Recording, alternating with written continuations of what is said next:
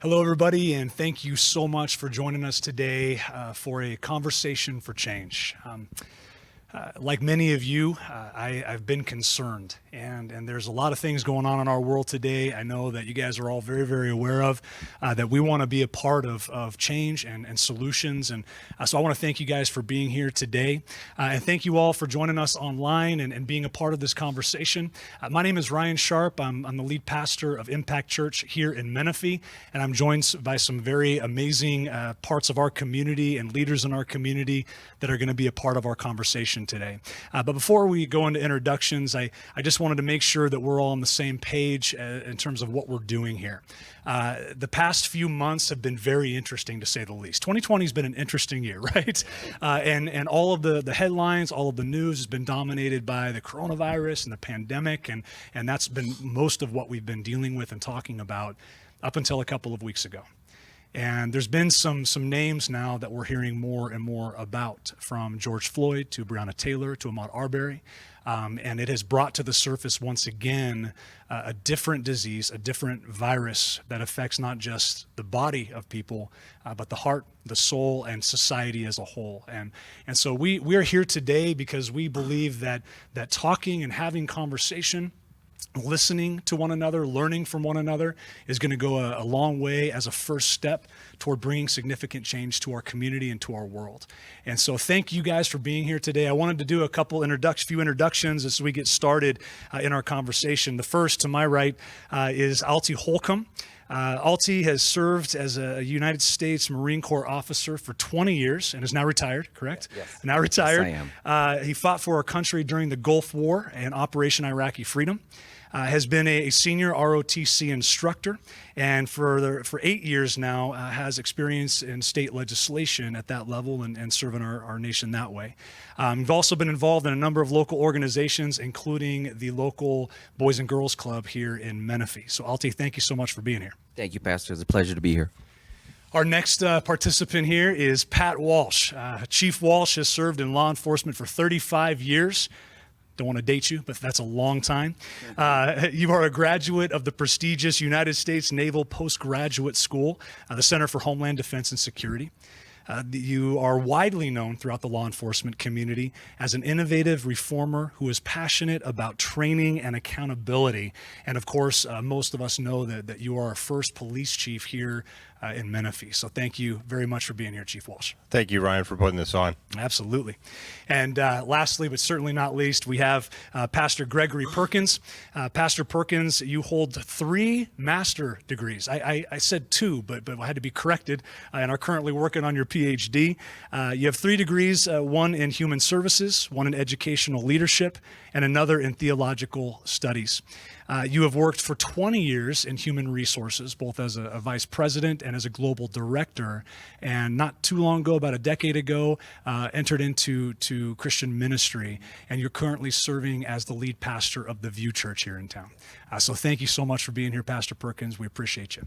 Thanks for the invitation. Absolutely. So we want to dive right in, guys. We got some questions. We're going to get to as many of them as we can and just engage in some conversation. But I'm just honored to be a part of this today. And let's dive right in. The first question is really kind of for all of us here today. But I noticed as I was really praying through this, thinking through this, saying, okay, how can we start this dialogue? You guys were some of the first names that came to mind, and reaching out to you, I didn't get any hesitation or any kind of feedback. I didn't have to twist an arm or convince any of you to be a part of this conversation. So my first question would be this, is what is it that makes this a priority for you in your crazy busy schedules? Why did you want to be here today, and why does this matter? Well, I'll lead off here. First of all, again, thank you, Pastor Ryan, for holding this. My decision to participate in this panel discussion was easy. And it was easy because I believe that those voices and those people who have, in their grievances, who have gone unheard for so long need to be heard. It was very easy for me, and I think this is an appropriate discussion at an appropriate time in our history, both nationally, regionally, and locally here in Menifee. Yeah, I would echo that, Pastor. I've been in law enforcement a long time, and to me, it breaks my heart that, we've we gain ground, and then in an instant we lose ground, and we've lost a lot of ground. And you know, I'm very proud of the peaceful protesters, but I just think that we have to be a community. We have to get back together, because we are a nation that has a constitution and laws, and we have to, but we have to be in lockstep on how that is, you know, enforced. And so I worry for my country, and I just hope that this kind of thing we're doing here can help heal and get us back on track. Yes. Thank you. Again, Pastor Ryan, thank you for the invitation, and I echo what Chief Walsh says. It's a priority for me because my community is a priority, and ensuring that our children and our sons and daughters live in a community that is safe, secure, that is honoring of their humanity, however they have been created to be. And so for me, it's a priority as a man of faith and as a leader in the faith community to ensure that I'm working to protect and build our community. Thank you. And I think we're all in agreement too that while we're talking about some ideologies, we're going to be talking about some concepts here today, that this is not just a conceptual issue, it's personal. And I know for each one of you it's personal. We've all been affected by it to some degree. You know, the root of racism is prejudice, and it's this evil of the human heart. It's in that human nature. And I know that prejudice, prejudging another person based on appearance, based on the surface, and not really knowing who somebody is something that we've all done to some degree at some point. And if you would be willing to maybe each one of you share quickly, but how has prejudice affected you as a person? You know, personally, in your line of work, just with who you are in your community and family, how has prejudice affected you as a person? I think that the root of prejudice or bigotry is the dehumanization of a person. Because once you dehumanize them, then you can devalue them, which is what the outcome then is, prejudice or bigotry.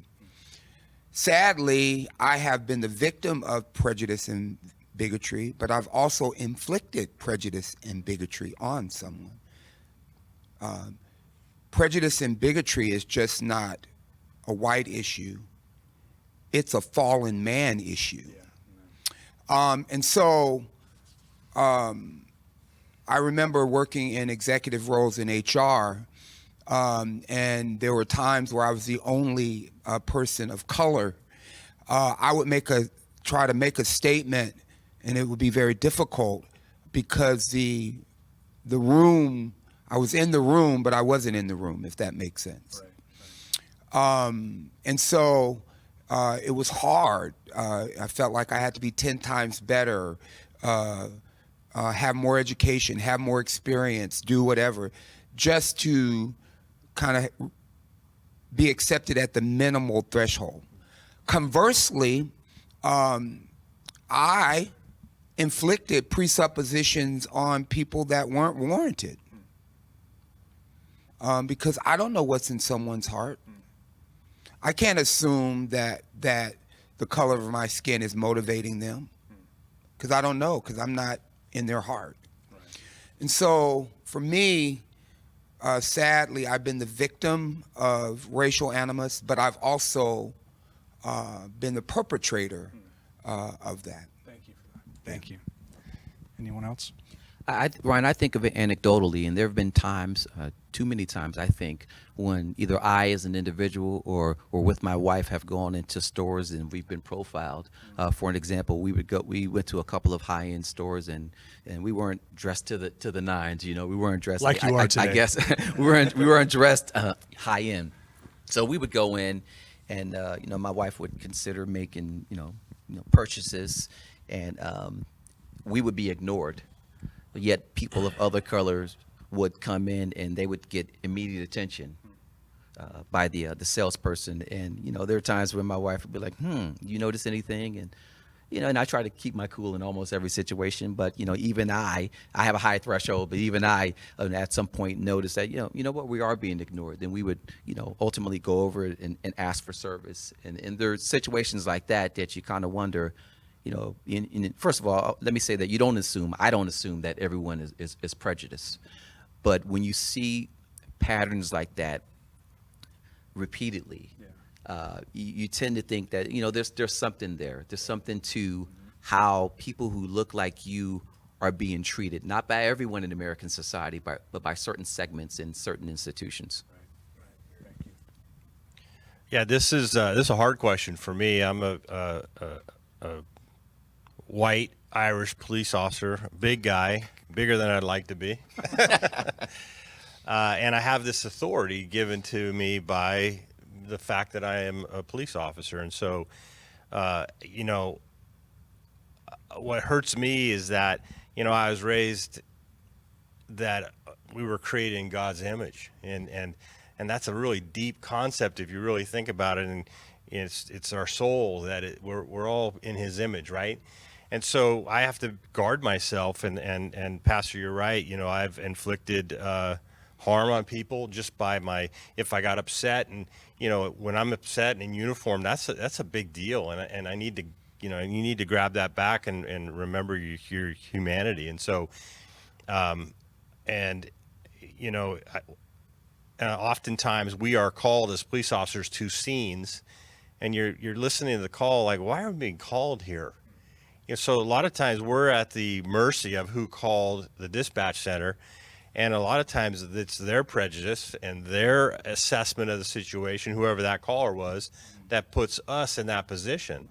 And so we get hammered for, why were you messing with that person? Well, because we respond to calls and we don't get to triage that call. And so, here we are starting a new police department, and it's incumbent on me to train my men and women and really create the right culture. But it's also really important that the culture in the dispatch center is good too, because you need to weed out some of that, because a lot of these incidences across the nation start with somebody calling. And I'll give you just one quick example. I was actually on the dispatch console when I was a young deputy in Los Angeles County. A lady called and said, there's a black man walking down the street. Okay, what's he doing? I breaking into cars. What's he doing? Eating an orange. I said, okay, what's wrong with that? She goes, well, he's in my neighborhood. I hung up on her. But that happens. So that's a big issue in America. We got to educate the public, and I think that's what we're doing here today. Absolutely. And Chief Walsh, I know too that, and thank you for speaking toward that side of it, but I know even as somebody who's a member of law enforcement, you guys are victims of prejudice as well. And I'm kind of embarrassed to say this, because this literally just came out of my mouth, and we have relationships, so it was in jest, but you came through the doors as we're sitting talking, Pastor Perkins, Alti, we're talking, and I don't know if you recall, but as soon as Chief Walsh entered through the door, I said, okay, everybody start behaving. And I was joking, of course, but that is kind of an example of that. I'm sure you guys have to deal with that consistently of, oh, you're a law enforcement officer, therefore you are like this. And that's a collectivism approach of grouping people together as a whole because of maybe a select number of apples that don't represent the whole bushel, And so I think that's something that we definitely need to work on. But thank you guys for sharing that. I appreciate it. With all of the protests going on right now and everything that has just boiled to the surface yet again, I think an important question that we can even really dive into, and I'd love to hear some of your thoughts on, deals with the objectives of this movement right now. Whether it's Black Lives Matter, whether it's the protests happening even on the corner up here in Menifee, throughout our community, even the looting and riots and things that I think we can all agree on are not the right approach, but there's something trying to be accomplished. And I would love to hear from you guys. How do you see the objective of this movement and what the end goals are? I believe that the objective of the protests, which is starting to become a movement, I believe that the objective of the protests going on nationwide is to simply put, stop the unnecessary killing of black people by law enforcement. That's I believe is a clearly stated objective. And though some protesters may not voice it, that's what they want to have happen, because that's the genesis of what's going on and of all the activities that we've seen over the last week. Now, I have to say this, Ryan, and I think we'll touch on it later on in the discussion here, but not all of the protesters are in it for the right reasons. I believe that some people are taking advantage of it. I don't believe in the physical violence that's taken place.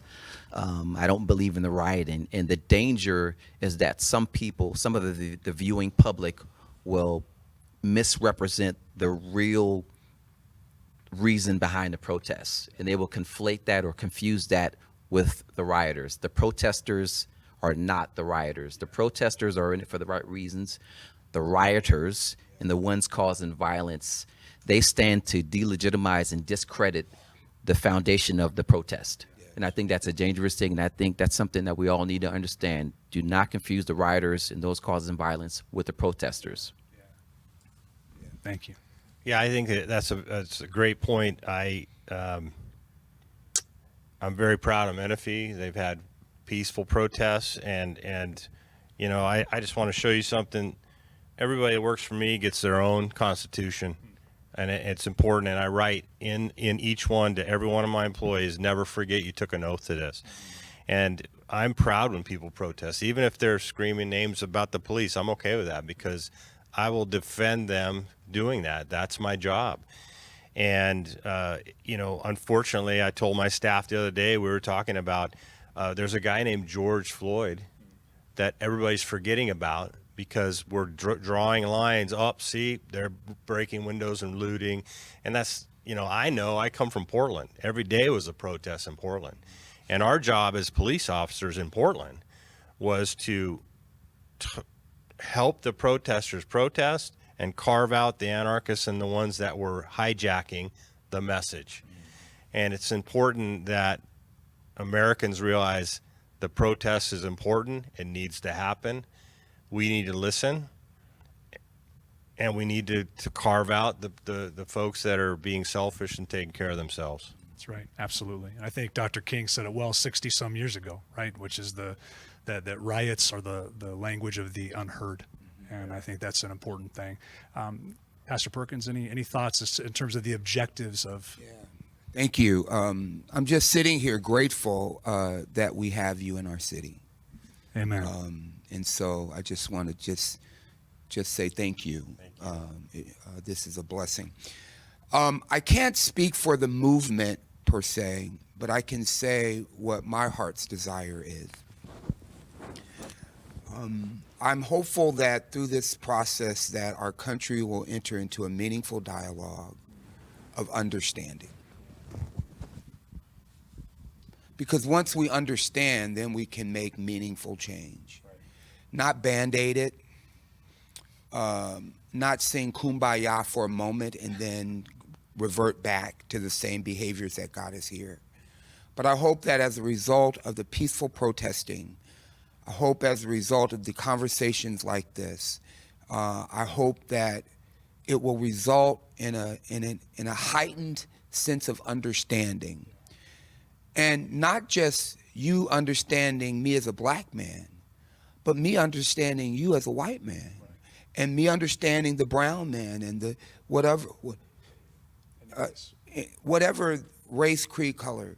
I think that no one, I hope, sets out to disenfranchise anyone. I hope. But if we set up a system of understanding where we are able to have meaningful dialogue, where you are able to institute a culture in the Menifee Police Department out the gate that rejects the devaluing or the profiling of anyone.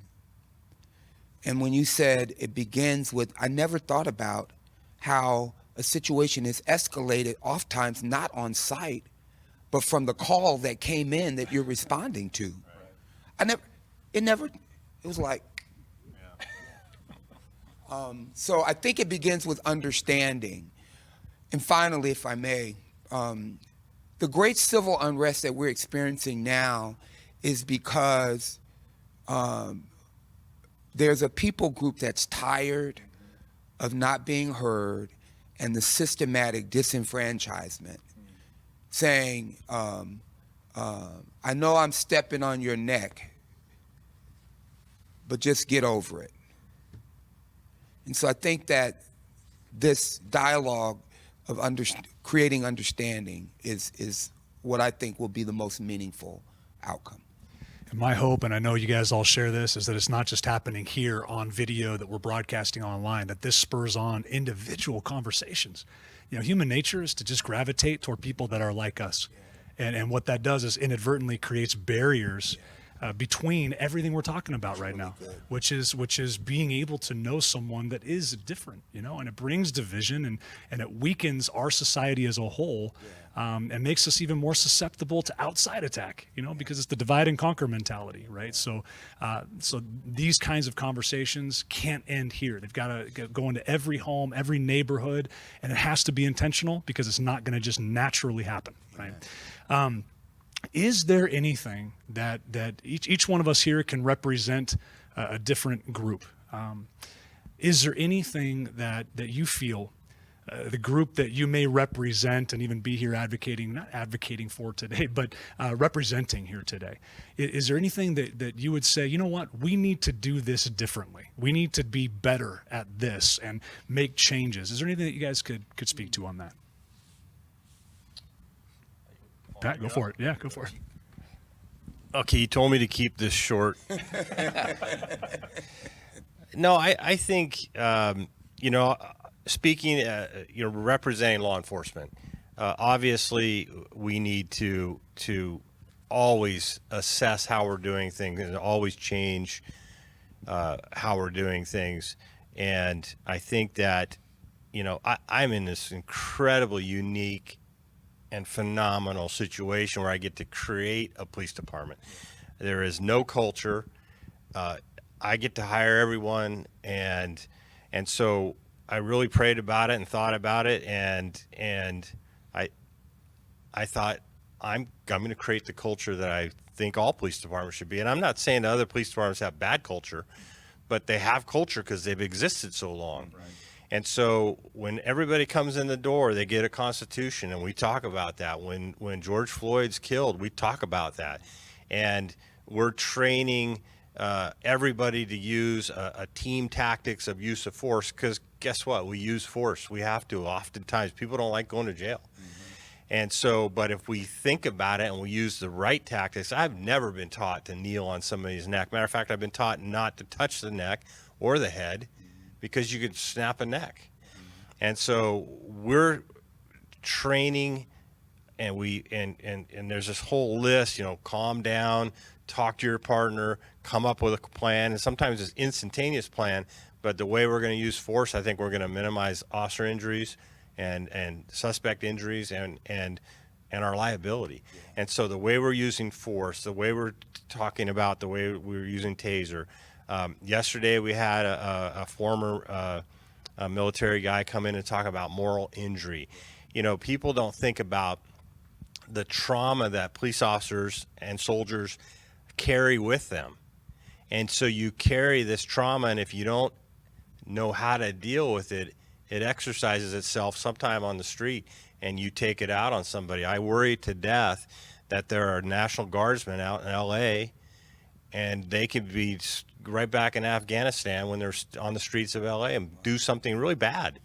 And I'm just, so we're talking about how to deal with moral injury and what to look at and how to see it in ourselves and how to see it in each other and how to see it in people we deal with. A lot of people out there have incredible traumas. In the gang world, incredible trauma.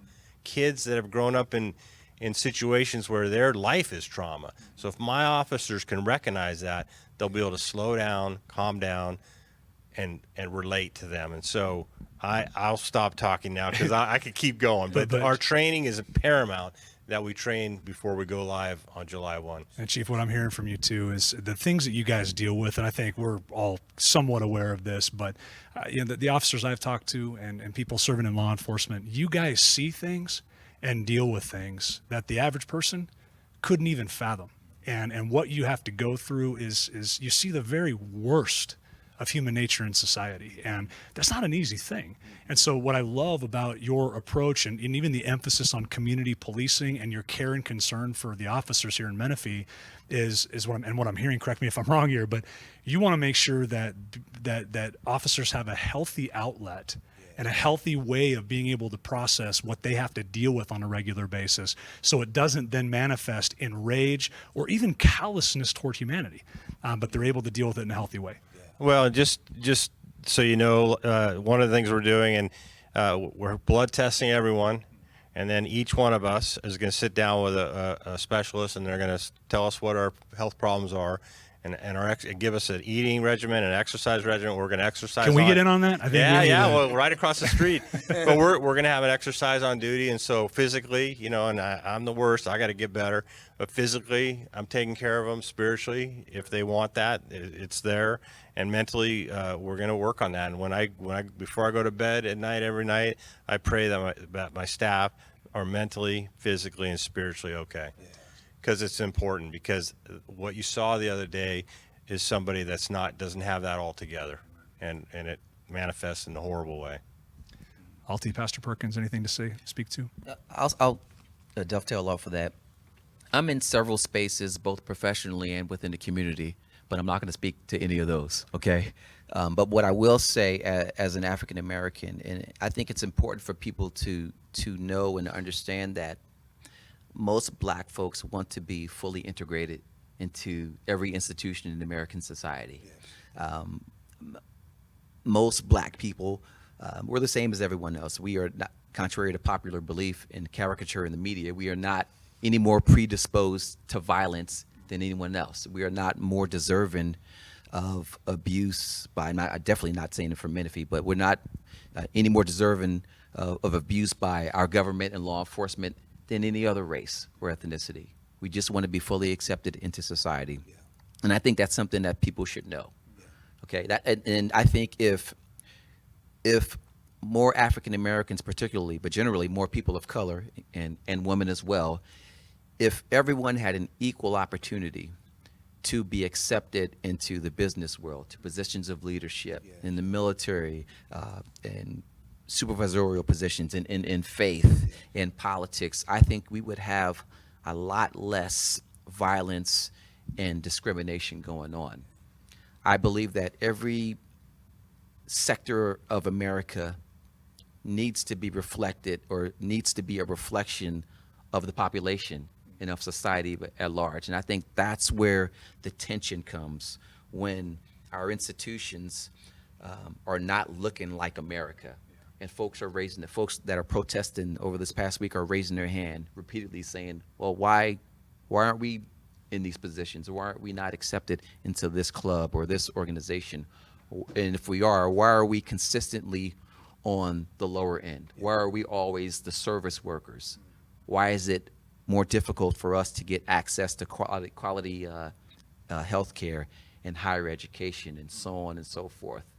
And I think the people who are protesting, again, got to the point to which they're tired of talking, and they started to resist. And when people who resist feel that their grievances are repeatedly being unheard or ignored, they tend to not care about the outcomes and the results of that resistance. May I just make two very quick points, Pastor? What both of my brothers here are saying resonates with me greatly. Two very quick points. One is at my church, I have a white guy who is like a brother to me. I've known him for many years, and he's an elder candidate at my church. And he was coming to a meeting, and he said, "Oh man, I forgot my wallet." I said, "You're driving around with no wallet?" He says, "Yeah." I said, "Man, you better be careful, because if the police stops you, you'll get a ticket." And he says, "Pastor, I'm white. They don't stop me. Real or fiction, that's his reality. And he meant no harm. He wasn't trying to be offensive. We are brothers. He's been in my home. I've been sick as a dog. When I had cancer, he was there. I mean, we are. Can we get a picture of him so Chief Walsh can pull him over? No. when he gets a chance? And he lives in Heritage Lake. But I'm on it. I'm on it. I won't. I was about to tell his name, but I won't tell you. I think the second thing is that we must not miss the generational pivot. I'm in my 50s. I'm not the dominant persons out there. It is my folks my kids' age and their kids' age.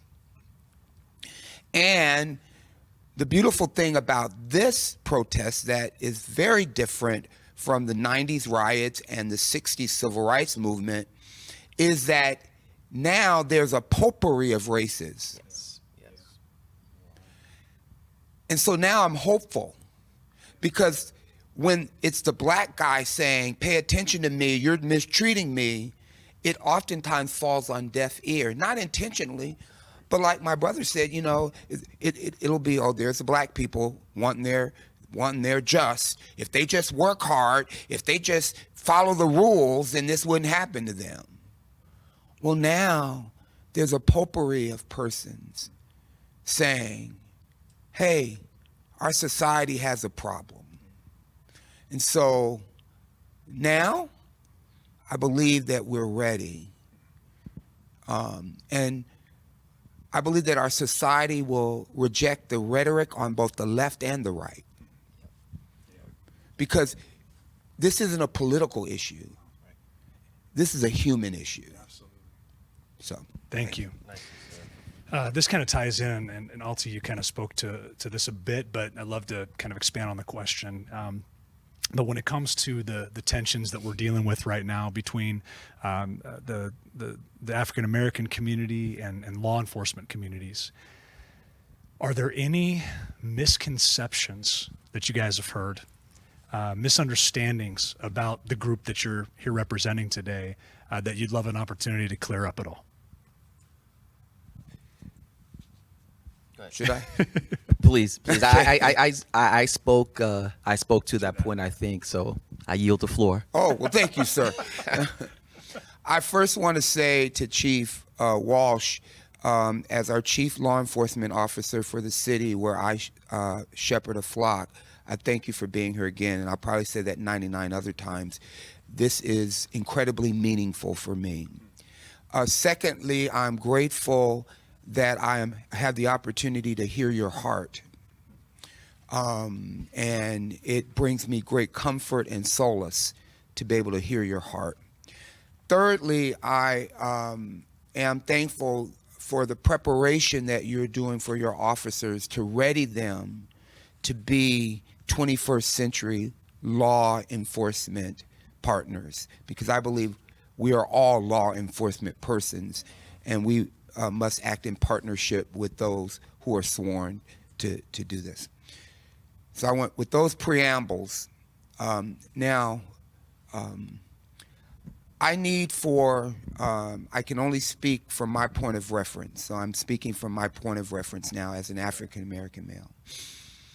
I need not to be concerned when I'm pulled over by the police.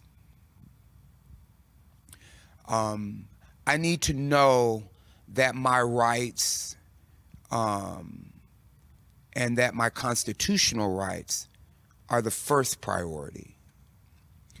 I need for the law enforcement community to know that I'm not a threat, and that my son is not a threat, and that our sons are not threats.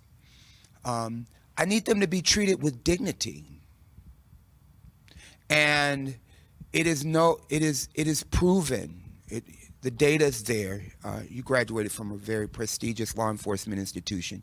The data is there that is without dispute that African Americans and the escalation of enforcement is exponentially higher than with other racial groups.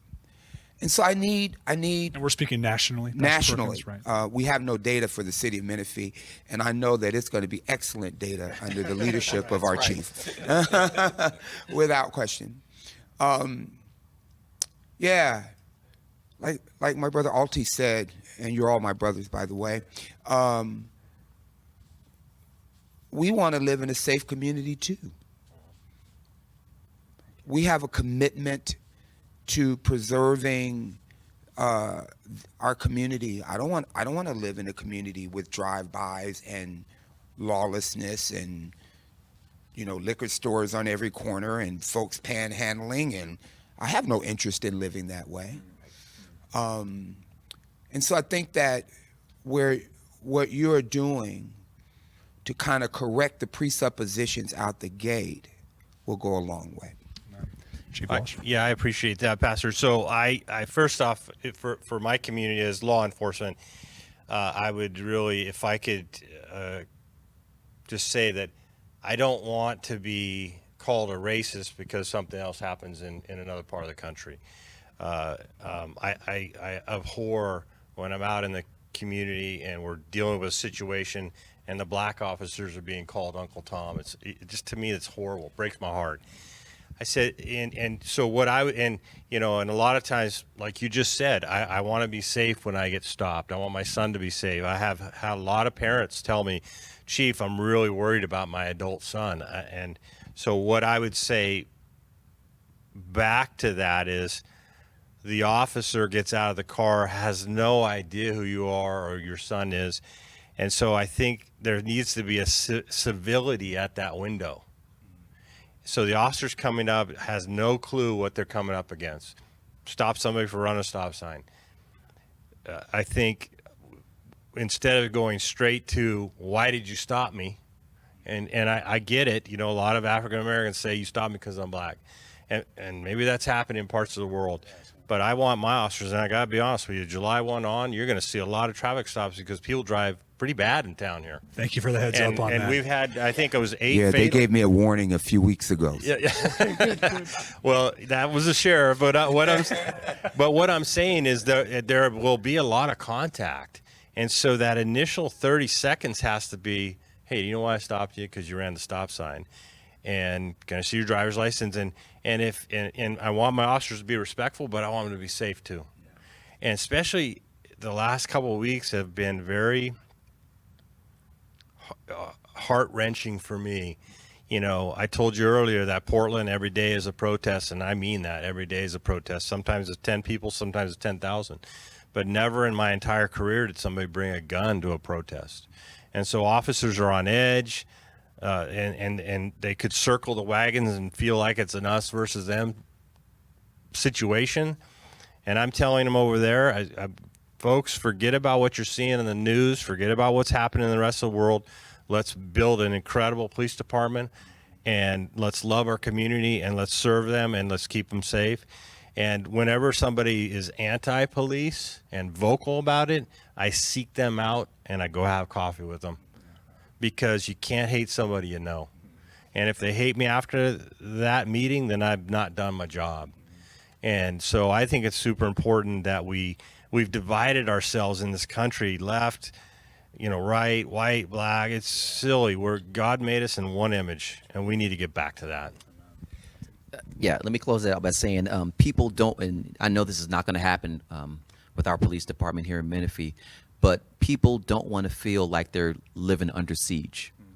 And at some point, if authorities, be it law enforcement, government, or otherwise, are treating people with a siege mentality, then that's how they're going to act at some point. And I'm from Philadelphia, and we had, long ago in my childhood, we had Frank Rizzo as a police commissioner and some others. And the population there, and particularly the African-American population, was treated distinct from the white population. Yeah. And it bore fruit, the wrong kind of fruit. Could I just ask, Yes. I'm sorry, Chief Walsh, I think that what would be helpful, and I don't know how this can be built into it, and I don't want to add another layer of administrivia to your already heavy load, But it might be helpful within the first year or two to document the ethnicity of stops. We're going to do that. Amen. Well, actually, that we're going to do that anyways, but we also are mandated by law to do that. And I picked up a crime analyst. She's phenomenal, and so we're gonna keep stats on everything, so we can be more data driven. You know, instead of writing speeding tickets on a wide open road where nobody's crashing yours, we're gonna enforce traffic laws where people are crashing into each other. That makes more sense, right? Mm-hmm. So. Yeah, and just to Alti's point about Besiege, I've been a police officer since the early '80s, and it confounded me that 5 grams of crack was a mandatory sentence, but you'd catch a little surfer kid with a couple ounces of powder, and he's getting probation, and it was horrible because the black community was selling crack a lot more efficiently. Mm-hmm. And the white community was still snorting cocaine. They didn't catch up to the crack craze. I mean, they did, but so we got to pay attention to the laws too. Yeah, that's right. That's really good. I have something too to contribute to this in terms of my group I'm representing, which is just the white group. But I would love everybody to know that a lack of action from the white community, oftentimes in this whole issue, is not always due to a lack of concern or apathy toward the situation. Oftentimes, it's just we don't know what to do, and so that's why I'm grateful for conversations like this. To be able to hear and talk about practically how do we support not just the African American community, but the law enforcement community and our society as a whole. How do we get involved in this and truly, genuinely affect change? And I know so many who have that heart, but they've been so clear, we just don't know what to do, So this is good stuff. So one last question, if that's okay, and it ties into what I was just speaking of, but what would you say to us white folk and the African American community and law enforcement? What would you say collectively to the constituency of Menifee to say, here are some practical solutions, some practical steps that we can take to start walking this path of reconciliation, of healing, of empathy, of understanding one another, and becoming a whole and united people in our city? Any thoughts on that? What I would say is to stand with those who are being afflicted. Don't be afraid. Don't be afraid to join in the fight for justice and equality for all. And as much as we older folks like to malign and castigate millennials, you have to give it to them on this one. They have come together in ways that people of our generations did not. And then, like Pastor Perkins said, this is a multicultural movement that's brewing right now. Yeah.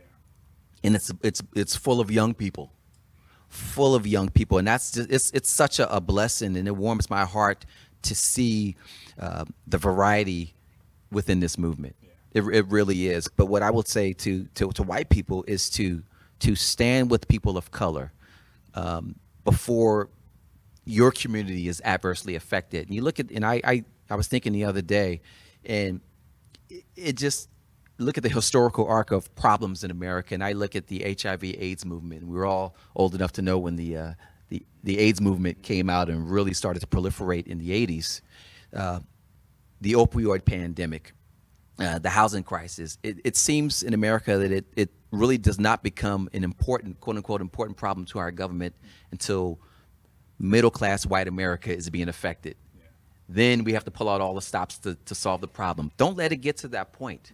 Join in with everyone else, and let's meet these issues early, often, and head-on before the whole country is contaminated with the ills that are happening in our life in America and in society. Amen. And being a younger city with a brand new police department, Chief Walsh, you mentioned this, but we have a unique opportunity to build that. Yes. That's incredible. Any thoughts on the same question? Practical steps we can take? You want to go, and then I'll go? Yeah.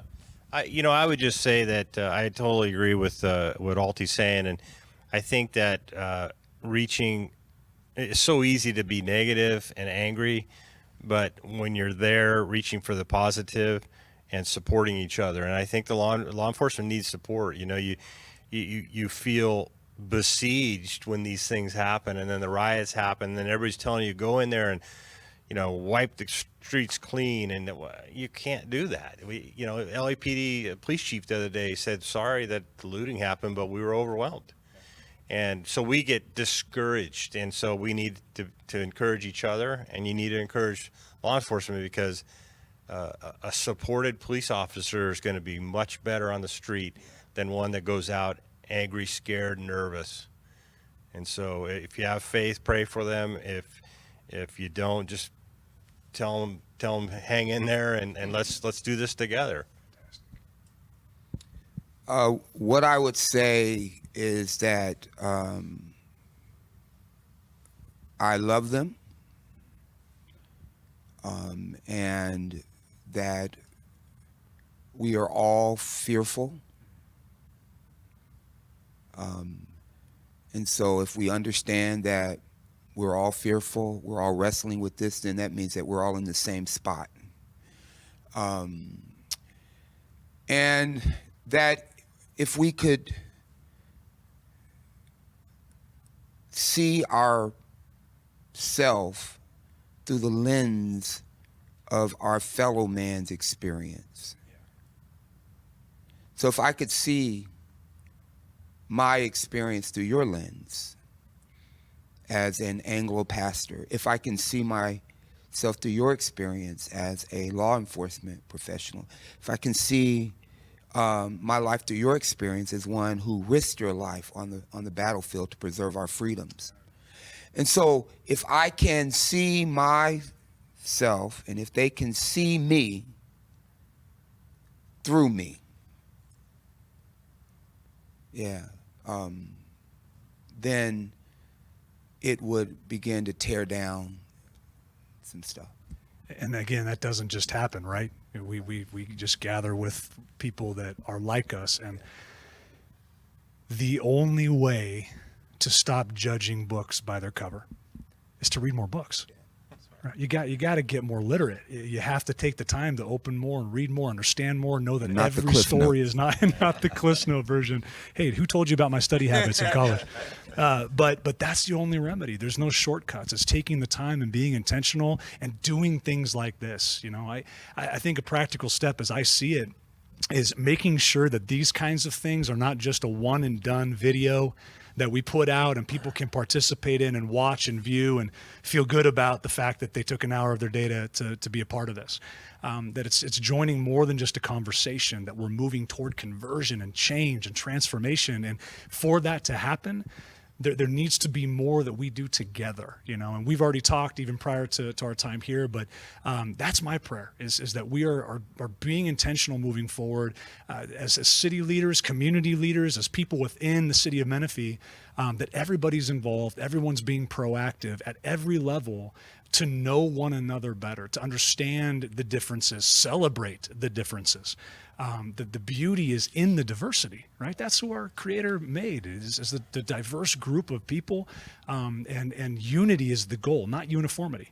Not where everybody is the same, but we celebrate, recognize all those differences, but we have to know people and know who they really are. Take the lid off and see what's inside instead of just looking at the label and making a snap judgment about somebody.